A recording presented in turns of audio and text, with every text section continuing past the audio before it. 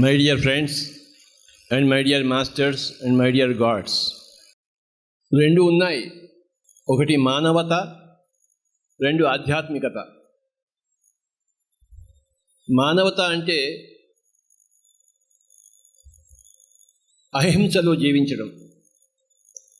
ఆధ్యాత్మికత అంటే ఆత్మస్వరూపుడిగా జీవించడం. ఎవరైతే ఆత్మస్వరూపుడిగా జీవిస్తాడో సహజంగానే మానవతలో వస్తాడు. కానీ మానవతలో లేనివాడు, వాడి పేరు రాక్షసుడు, ఒక క్రూర మృగం. ఒక పులి మేకను తింటుంటే క్రూర మృగం అన్నాము, మరి మానవుడు మేకను తింటుంటే వాడిని ఏమనాలి? అంతకన్నా దరిద్రం అది.